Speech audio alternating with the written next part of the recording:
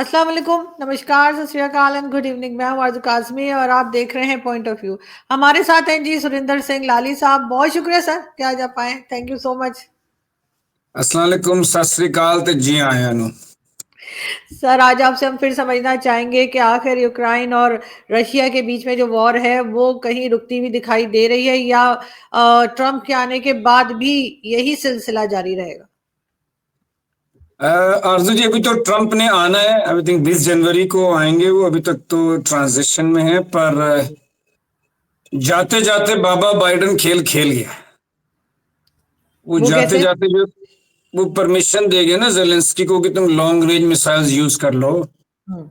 जो कि पहले नहीं दे रहे थे। बल्कि फ्रांस और इंग्लैंड ने तो ये मिसाइल्स दी भी हुई थी, पर उन्होंने कहा था कि ये तब यूज करोगे जब अमेरिका तुम्हें ऑथराइज करेगा। तब तक तो वो कह रहा था मुझे बताओ, मैंने रशिया में डीप जाके मारने मारने तो उसको रोका हुआ था। पर जाते जाते बाबा जी ने, क्योंकि ट्रंप ने कहा था कि मैं 24 घंटे में इसको ठीक कर दूंगा। एक्चुअली हुआ क्योंकि पूरी डेमोक्रेटिक पार्टी हिली पड़ी। उन्हें उम्मीद नहीं थी कि वो इस बुरे तरीके से हारेंगे हर जगह। मतलब व्हाइट हाउस भी गया और पॉपुलर वोट भी गई, तो हर जगह से गए वो।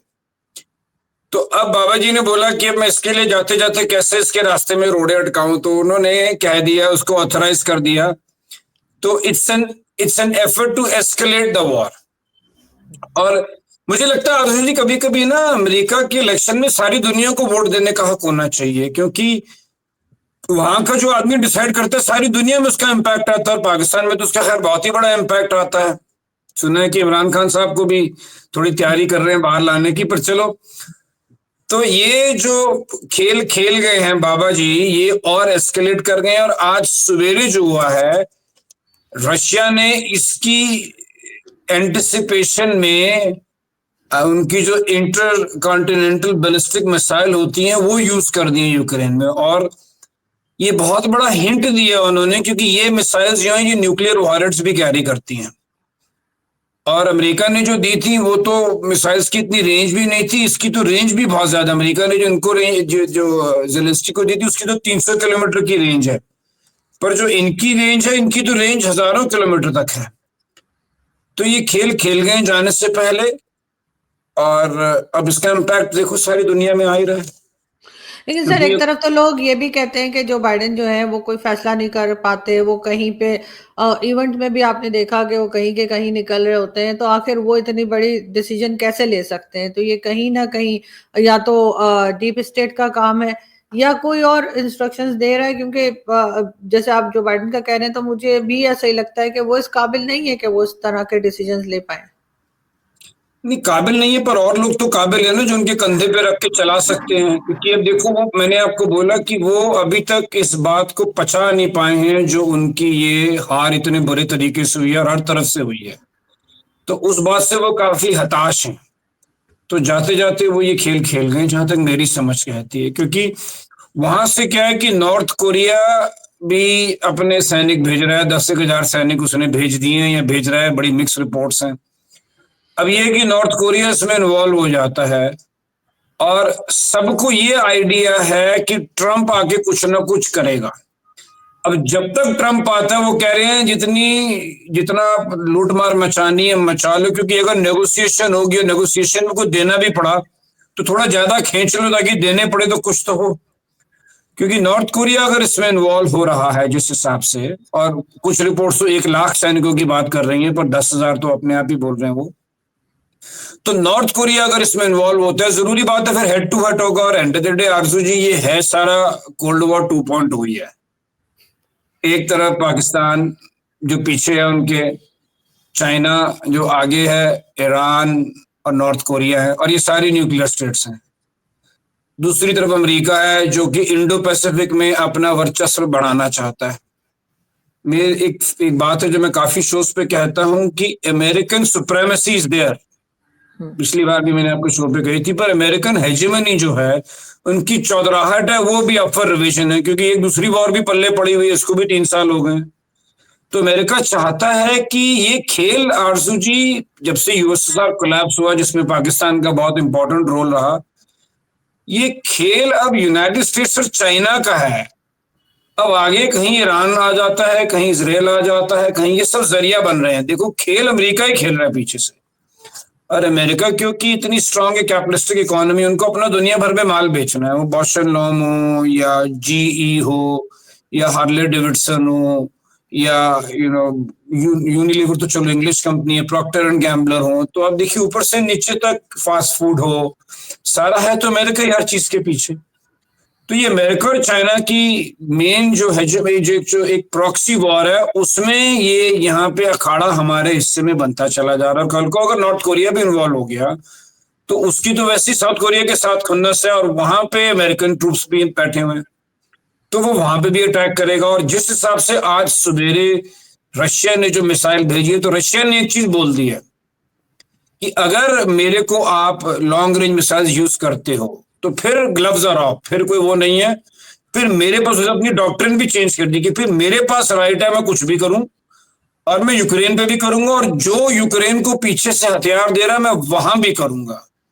तो इन अ वे न्यूक्लियर की जो धमकी है ये इस समय पूरी खुल के बाहर आई हुई है। बस वही है कि वो उस पर उंगली कोई नहीं रख रहा है, पर ये लड़ाई वही चल रही है कि बात बिगड़ ना जाए, खेल ये खेला जा रहा है। लेकिन रशिया के पास क्या चॉइस रह गई आपके ख्याल से? रशिया इसमें कहाँ तक अपने आप को बचा पाएगा? रशिया तो बिल्कुल ठीक चल रहा है, रशिया को कोई प्रॉब्लम थोड़ी ना है। रशिया की तो इकॉनमी भी कोई इतनी हैम्पर नहीं हुई है। 80-85 बिलियन डॉलर की तो हमने ही गैस खरीद ली, उससे तो रशिया तो ठीक चल रहा है। बल्कि इसमें अमेरिका को एक नुकसान ये हुआ है कि अमेरिका ने रशिया और चाइना को और नजदीक ला दिया है, और वहां पीछे ईरान भी है। ये देखो दुश्मन तो कॉमन ही है ना सबका, अमेरिका।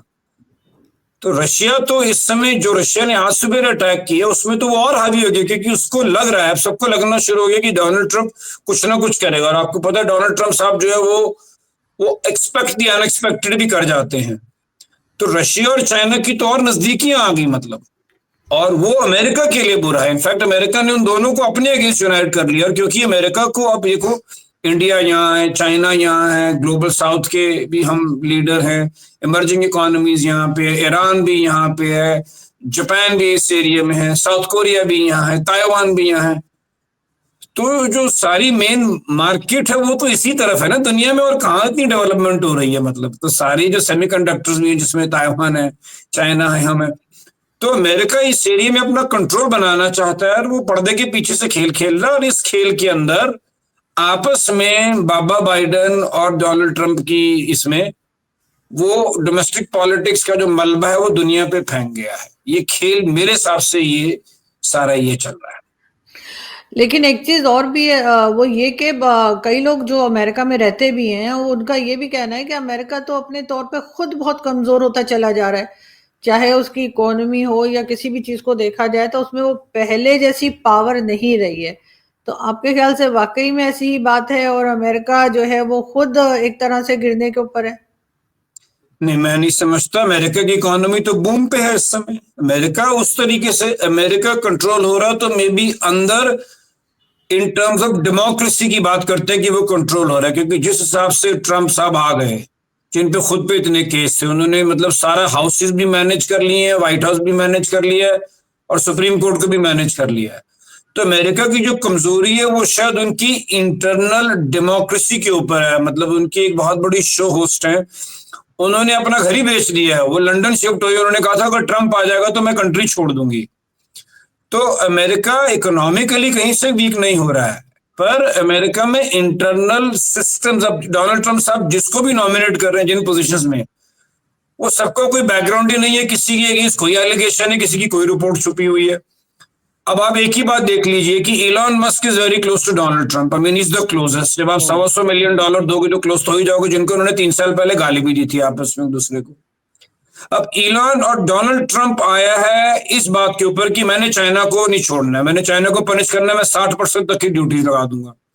उनका जो फेवरेट पोस्टर बॉय है, जिनके साथ ट्रंप की ग्रैंड डॉटर गोल्फ खेलती है, जो पहली फोन कॉल पे भी था इसमें डोनाल्ड ट्रंप के साथ, अब वो आदमी का सारा इंटरेस्ट टेस्ला का चाइना में है। तो ये खेल बड़ा अजीब सा बनता चला जा रहा है कि जो उनका पोस्टर बॉय है उसका इंटरेस्ट चाइना में है, और चाइना को डोनाल्ड ट्रंप साहब पनिश करना चाहते हैं। तो ये एक अजीब सी स्थिति क्रिएट हो रही है जिसमें बड़े बड़े वादे तो किए हैं उन्होंने, अब उन पे उतरना शायद इतना आसान ना रहेगा। जैसे ट्रम्प साहब ने बोला कि मैं 24 घंटे में वॉर खत्म कर दूंगा, मुझे नहीं लगता 24 घंटे में कोई वॉर खत्म होती है। अब वॉर शुरू तो अपने हिसाब से कर लेते हैं, पर खत्म होने में टाइम लगता है। खत्म भी होगी तो रशिया कह रहा है कि मैं तो टेरिटरीज दूंगा नहीं, तो इतना आसान नहीं है। तो यूक्रेन बोलेगा जी मुझे कोई अग्रीमेंट तो दो सिक्योरिटी का, कल चले जाओगे फिर भाई साहब आ जाएंगे यहाँ, तो क्या करोगे आप? क्योंकि कल को यूक्रेन इनसिक्योर होगा, डोनाल्ड ट्रम्प कहता है we don't want to fight any wars outside, for us it's America first. उसका जो मेगा कैंपेन था क्या था, मेकिंग अमेरिका ग्रेट अगेन। तो कह रहा वैसे मुझे कुछ नहीं लेना देना, अपनी जितनी भी नेटो कंट्रीज हैं अपनी सिक्योरिटी अपने आप करो। मतलब कोरिया उन्हें, साउथ कोरिया उन्हें $1 बिलियन देता था सिक्योरिटी के लिए, ट्रम्प साहब ने बोला 10 बिलियन है इस बार, सीधा बात ही खत्म। और इससे क्या होगा कि क्योंकि अगर ये जिस हिसाब से न्यूक्लियर नूरा कुश्ती हो रही है, इसमें तो फिर न्यूक्लियर प्रोलिफरेशन तो और बढ़ेगी। और जब अमेरिका जो कंट्रीज को मिलिट्रीली गार्ड करता है, वो जापान है, जर्मनी है, अब फिर उन्हें भी आर्म्स खरीदने पड़ेंगे अपने आप को करने के लिए, क्योंकि जब डोनाल्ड ट्रम्प साहब बोलते हैं जी मेरे लिए अमेरिका फर्स्ट है, तो आर्म्स की सेल्स होंगी, आर्म्स कौन बेचेगा? तो ये आप समझ रहे हैं खेल क्या हो रहा है? मतलब ये खेल ये है कि it's very bad for any system जहां पे एक आदमी हो। इसको इंडिया में बोलते हैं हम मोनोपोलिस्टिक रिस्ट्रिक्टिव ट्रेड प्रैक्टिस, और अमेरिका में बोलते हैं द एंटी ट्रस्ट। कि अमेरिका में मेरी केस स्टडी थी कॉलेज में भी कि अमेरिका के गवर्नमेंट ने AT&T जो थी, अमेरिकन टेलीग्राफ और टेलीकॉम को तोड़ दिया था कि एक कंपनी मार्केट में हावी नहीं हो सकती, तो उन्होंने फिर MCI क्रिएट की थी। तो इस समय क्या है कि एक रशिया के कोलैप्स के बाद, USSR के बाद एक ही पावर है, तो ये, और वो अब चाइना उसको चैलेंज कर रहा है, तो ये सारा हिसाब के साथ उसी के इर्द गिर्द हो रहा है। लेकिन फिर भी लोगों का यही कहना है कि वहां पर जिस तरह से वहां की यूथ जो है अमेरिका की, वो इतनी ज्यादा एक्टिव दिखाई नहीं दे रही है। वहां पर भी महंगाई है, वहां भी लोग जॉबलेस हो रहे हैं, इकोनॉमी भी उसकी जो है वो पहले जैसी स्ट्रांग नहीं रह रही। ये मैं नहीं कह रही, ये वो लोग कह रहे हैं जो अमेरिका में रहते हैं, जैसे साजिद तारड़ साहब और कई दूसरे लोग हमारे शो में जब आते हैं तो वो यही बात करते हैं। उस लिहाज से अमेरिका को इस वक्त संभालना जो है वो अपने आप को संभालना मुश्किल हो रहा है, लेकिन बाकी जगह पे जंग कराने में या लड़ाई कराने में, वॉर में वो बहुत इंटरेस्टेड है, चाहे वो इजराइल और वो हमास की हो, चाहे वो रशिया यूक्रेन हो, उसमें हर जगह पे वो कहीं भी वॉर को रुकवाने की बात नहीं कर रहा। आरजू जी देखिए, ये ना डिस्कशन कई पार्ट्स में है कि अगर यूथ ना होता डोनाल्ड ट्रंप के साथ तो इतनी उससे वोटें नहीं मिलती। नॉर्मली जो है, जो एजुकेटेड है, क्योंकि अमेरिका में 30 to 35% यूथ है जो कॉलेज जाता है, 65 to 70% है जो नहीं जाता, और जो नहीं जाता है उनकी सारी सपोर्ट डोनाल्ड ट्रंप को थी। पर इस दफा एजुकेटेड लोगों ने भी वोट दिए क्योंकि उन्होंने इश्यूज इस तरीके के उठाए हैं। तो मैं थोड़ा सा इस बात से इत्तेफाक नहीं रखता कि यूथ उसके साथ नहीं है। अगर यूथ नहीं होता तो इतनी ओवरवेलमिंग विन कैसे होती डोनाल्ड ट्रंप की? मैंने ये नहीं कहा कि यूथ साथ नहीं है, मैंने ये कहा है कि यूथ कुछ काम नहीं कर रही है। ज्यादातर यूथ जो है वो जॉबलेस है, और इंडिया में सॉरी अमेरिका में ज्यादातर जो लोग काम कर रहे हैं वो किसी और कंट्री के, चाहे भारत के ही हों, लेकिन उनकी अपनी यूथ जो है वो इतनी ज्यादा एक्टिव दिखाई नहीं देती है फील्ड में। अर्जु जी, ये तो दुनिया की सबसे पुरानी सीक्रेट है कि एक पुश्त कमाती है फिर दूसरी उड़ाती है। ये तो हम अपने आसपास भी अमीरों में देख लेंगे, तो उनकी यूथ ना भी करे तो उनको शायद इतना फर्क नहीं पड़ता, क्योंकि जो यहाँ से इंडिया, पाकिस्तान, बांग्लादेश, इजिप्ट, सारी दुनिया से जो लोग गए, पहले जो लोग गए जैसे एस डॉक्टर्स गए, फिर नर्सेस गए, उसके बाद फिर नासा के लिए गए, लॉकहीड मार्टिन के लिए गए, बोइंग के लिए गए, तो ये पहली हुई थी 60s की इमिग्रेशन। उसके बाद फिर टेक्नोलॉजी का सिलिकॉन वैली का बूम आया, तो उनकी कंट्री तो अपने आप ही अमीर हो रही है, यूथ काम करे या ना करे, उनको तो फंडिंग, एड, एजुकेशन और लोन्स तो मिल ही जाते हैं, तो उनकी कंट्री तो अमीर हो रही है ना, दुनिया की सारी क्रीम तो वही है। तो उनकी आप देखो, उनके पास फॉरेन रिजर्व्स इतने हैं, उनकी इकोनॉमी आज भी इतनी बड़ी इकोनॉमी है। तो ये तो एक सृष्टि का नियम है कि जब एक पुश्त काम करेगी, दूसरी पुश्त अगर नहीं उतनी मेहनत कर रही, तो क्योंकि वो पुश्त जो कि अमीर पैदा हुई है, तो वो फिर एक पुश्त तो बर्बाद करती है। तो वहां बर्बादी वाली हालत भी नहीं है, क्योंकि बेसिकली इतना फॉरेनर वहां गया हुआ है, इतनी स्ट्रांग इमिग्रेशन है, इतने सारे इंडिया से और पाकिस्तान से और इतने लोग गए हैं, तो उनका सबसे बड़ा इम्पोर्ट ही वही है, जो दुनिया की क्रीम हमारे आईआईटी अहमदाबाद से और एम्स से, और कितने लोग वहां जाते हैं, तो उनकी तो क्रीम ही वही है उनकी। तो उनकी कंट्री तो चल ही रही है ना, कंट्री तो बूम पे ही है। आज देख लो टेस्ला, मतलब आप चीज देखिए कि जितनी भी टेक्नोलॉजी की कंपनियां हैं, आप ये सारी देखिए, आरजू जी आज से 30-40 साल पहले तक एक गैराज में थी, एंड आज ये कंपनियां आर, इनकी turnover is bigger than the GDP of maybe a country like Greece, जो कि इतनी पुरानी कंट्री है। तो इनकी कंपनीज जो टेस्ला है, या माइक्रोसॉफ्ट है, या एप्पल है, ये आज से 40 साल पहले कहाँ थी? और आज ये कई एक कंट्री नहीं, मेरे ख्याल 5 कंट्रियों, अगली 10 कंट्रियों की जीडीपी से भी ज्यादा इनकी टर्नओवर है। तो इतनी वेल्थ जनरेशन हो रही है। अमेरिका को एक बात समझ आ गई थी कि we don't want to manufacturer, we will outsource that to China. हम इंटेलेक्चुअल प्रॉपर्टी क्रिएट करेंगे। आप मैकडोनल्ड्स चले जाओ, या बर्गर किंग चले जाओ, या किसी भी अमेरिकन कंपनी में चले जाओ, वहां पे आपने कभी गोरा नहीं देखा सर्व कर रहा है, लेकिन the quality of food is the same because they made systems. अब हम यहाँ से इंडिया पाकिस्तान से फुटबॉल बेचते हैं या गारमेंट बेचते हैं, तो वहां से 2 बोइंग चलते हैं, काम बराबर हो जाता है। So they work on intellectual property rights. उन्होंने कहा ठीक है चाइना को, हाँ एक जगह अमेरिका मार खा गया मेरे हिसाब से, कि जब वो चाइना को बिल्ड कर रहे थे, उन्हें तब नहीं समझ आया कि उन्होंने कितना बड़ा मॉन्स्टर बिल्ड कर दिया है। उस समय जैसे चाइना को उन्होंने टेक्नोलॉजी देके बिल्ड किया, उस समय अगर हमने इंडिया को भी साथ ले लिया होता, तो आज शायद उनका रिस्क डिवाइड हो गया होता, क्योंकि हम चाइना से compete करना चाहते हैं, पर China is far ahead just now because infrastructure वहां बहुत जबरदस्त है। तो ये अमेरिका वहां जरूर मार खा गया कि उन्होंने चाइना को इतना बिल्ड कर दिया कि आज चाइना ही उनका फ्रैंकेनस्टाइन मॉन्स्टर बन चुका है।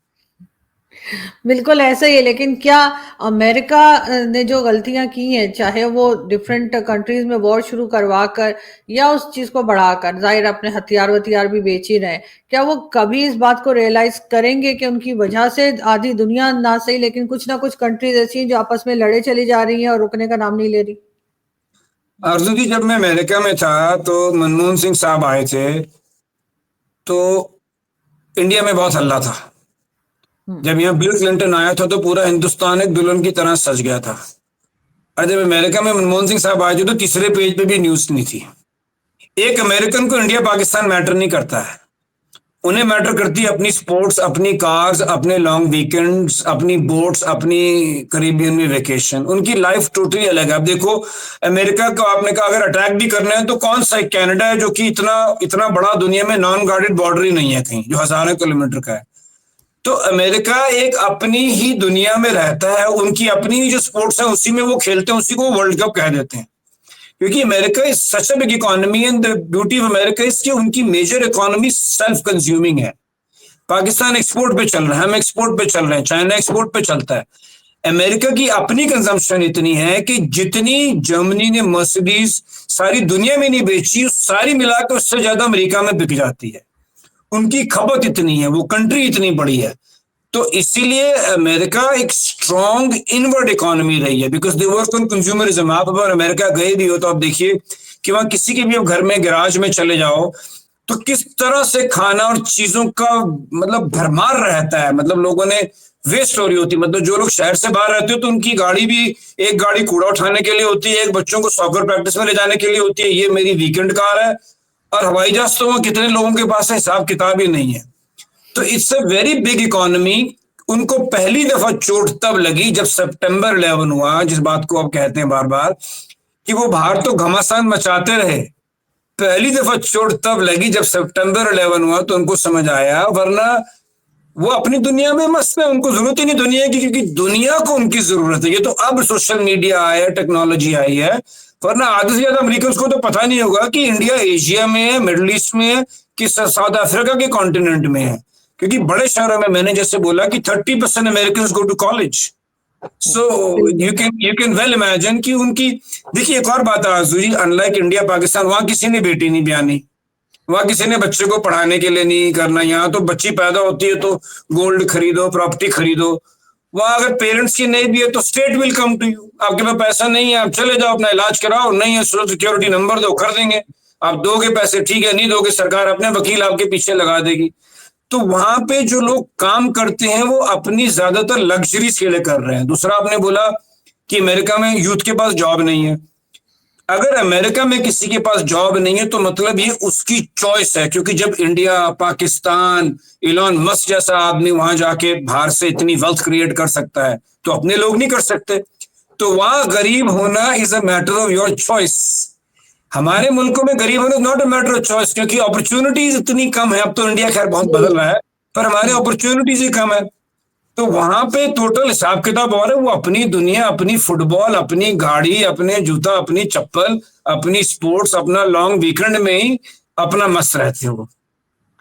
बिल्कुल ऐसा ही है, लेकिन बहरहाल सर ये चाहे अमेरिका हो या बाकी यूरोपियन कंट्रीज हो, उन्होंने अपने आप को इसलिए भी इतना आगे रखा हुआ है कि उन्होंने पॉपुलेशन के ऊपर, पॉपुलेशन कंट्रोल पे बहुत काम किया है। और शायद यही वजह है कि हिंदुस्तान पाकिस्तान की जो आबादी और पॉपुलेशन है उसको तो कोई भी ऐसा नहीं आ सकता जो हर चीज जो है वो प्रोवाइड कर सके। एक इशू हमारे यहाँ ये भी रहा है। आरजू जी, हम धर्मों में ही बिजी रह गए। जब वो हार्वर्ड और कैम्ब्रिज और यूनिवर्सिटीज बना रहे थे तो हम यहाँ लड़ रहे थे कि कहाँ पे मंदिर बनना है, क्या मस्जिद बनना है, कहाँ गुरुद्वारा बनना है, तो हम उसी में रह गए। तो आप बिल्कुल देखो ऐसा। उनकी मेट्रोज, उनकी बिल्डिंग मैनहट्टन वो 100 200 साल से बना के फारिग हो गए। ज्यादा ज्यादा एक बार बता दूं थोड़ा सा, कि पुतिन ने नॉर्थ कोरिया के रूलर को कुछ शेर, कुछ भालू और कुछ तोते गिफ्ट किए क्योंकि वो उसको सपोर्ट कर रहा ये बहुत अच्छा काम किया। तोते तो मुझे वैसे भी बड़े पसंद है। बहुत शुक्रिया सर कि आपने आज ज्वाइन किया। Thank you so much. Thank you. Thank you. है।